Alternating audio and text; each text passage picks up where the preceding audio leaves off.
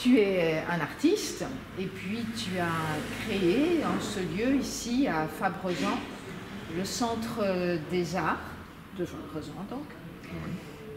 Et de retour dans le pays de ton enfance. Oui, c'est ça. Alors tu l'as créé en quelle année? Raconte-nous un peu. Je suis rentré dans le lieu au début du Covid. Donc je me suis enfermé dans ce lieu avec un ami à moi, Mathieu Méziane. Et on a travaillé dans ce lieu, on a commencé à faire la réfection des murs et à boucher les trous en bas des trappes parce qu'il y avait des trous, c'était dangereux. Et voilà, et essayer d'envisager de faire quelque chose de ce lieu. On est resté près entre 6 mois et presque un an, tout le temps du Covid, à travailler dans ce lieu. Voilà. Pourquoi ce choix de créer un lieu dans ton village, ta petite ville de ton enfance? Je voulais créer un espace d'exposition pour les artistes et pour moi aussi travailler, un atelier. Et c'était prévu que je le fasse ailleurs, à Bédarieux, et puis au dernier moment, j'ai changé d'avis quand on m'a présenté ce projet. Et voilà, vu le bâtiment que j'aimais beaucoup, et voilà, j'ai décidé de m'investir dans ce bâtiment et surtout dans mon village, quoi, où je connais tout le monde. Ce bâtiment, c'est donc une cave viticole. Oui, c'est une des toutes premières caves coopératives du village. Après, ça a été transformé en cave frigo. Le mur, la façade, comme ça ornementé, ça date on va dire des années 17, autour des années 1917. Et après-guerre, en 1947, il y a eu une réfection pour organiser les toits plats au-dessus avec des bassins, des piscines en fait. Il y a 9 bassins au-dessus qui permettent la réfrigération du lieu et la garantie aussi du béton pour la structure. Ça date de l'après-guerre. D'accord. Et c'était donc un espace grand oui. Qui te convenait pour faire un centre des arts? Ah, totalement. Un côté industriel, il y a vraiment ce côté qui est très intéressant pour faire un centre d'art et développer quelque chose ici. Puis le bas de la salle avec tout le hall où il y avait avant le pressoir. Tout se passait là et là on a transformé ce lieu-là pour en faire une salle de spectacle, donc avec une scène, et donc ça s'y prête aussi très très bien, quoi. Alors oui, donc un lieu atypique pour présenter aussi des œuvres différentes, puisque tu as fait un choix de l'art singulier. Non.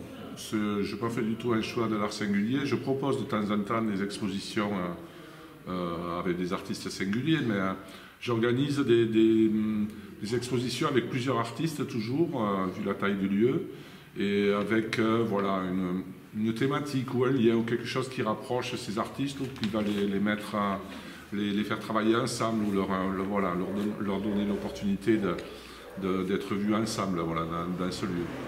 Donc il y a toujours des plasticiens, plusieurs, entre le bas et le haut de l'établissement. Et toujours un céramiste aussi, j'aime beaucoup la céramique d'art, et un sculpteur dans chaque exposition. Et donc on tourne autour de 5 à 7 expositions par an, qui durent environ un mois. Et voilà, il y a toujours, on va dire, 5, 6, 7 artistes invités autour d'une thématique. Alors ça peut être l'art singulier, mais ça peut être aussi l'abstraction, ça peut être le paysage et la nature, ça peut être le corps et le nu, enfin voilà, tout est possible. Oui, parce que tu avais fait une thématique sur regard croisé, voilà. Aussi. Oui, sur la thématique, c'est regard croisé, oui. Ou la photographie, enfin tout est... Regard croisé, ça veut dire différents types d'artistes, voilà, photographie, autour peinture, d'un thème, céramique, voilà. Oui. Et tu choisis chaque fois. Oui, c'est une scénographie. Et donc, pour cette exposition du mois de novembre, oui, pour la clôture, tu as choisi le thème des racines intérieures, voilà. Radix Intus. Voilà, avec deux artistes au départ qui travaillent ensemble et qui sont en couple, Antoine Monarché et Sylvie Clich.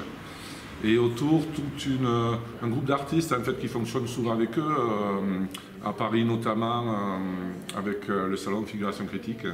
Et donc ils bossent souvent ensemble, il y a Joël Rousselet, Margot Buffet, ils se connaissent très bien. Donc on a organisé cette exposition ensemble, voilà, avec tous ces gens qui se côtoient tout au long des années, hein, qui se retrouvent un petit peu partout pour exposer. D'accord. Donc tu as aussi un bar associatif et un billard à queue.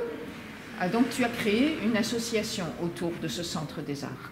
Oui, il y a une association. C'est pas moi qui l'ai créée, ça c'est un ami à moi d'enfance qui s'occupe de tout ça. Moi je suis directeur artistique ici dans ce lieu. Et lui il a créé cette association et donc il y a donc la musique, les concerts, du théâtre, le bar associatif et l'hiver les billards. Ouais. Moi j'étais joueur de billard assez longtemps et donc voilà, j'ai récupéré un petit peu les joueurs de la région, on joue au billard, on a pour se faire plaisir. Maintenant, tu as reçu récemment un agrément pour pouvoir faire autant de spectacles que tu veux, puisque tu étais un peu limité précédemment. C'est un agrément pour la salle publique, pour que la salle soit ouverte au public. Donc une salle ERP qui nous permet de faire entrer... ERP voilà, ERP, voilà, les personnes, ça nous permet de faire entrer les personnes à mobilité réduite, toute une catégorie de public. Et voilà, donc la salle est aux normes, elle sera aux normes totalement à la rentrée prochaine. Justement, quels sont tes projets pour la rentrée prochaine? Alors pour la rentrée prochaine, un festival qui débutera mi-juin jusqu'à mi-septembre, avec du théâtre, du cirque, théâtre de rue, musique, du jazz, principalement axé la saison prochaine sur la musique du monde. Et les expositions qui, elles, démarreront en juin jusqu'à octobre. 5 expositions dans la saison. D'accord, pour moi c'est bon, merci. Bien, merci à vous. Ça y est? Oui.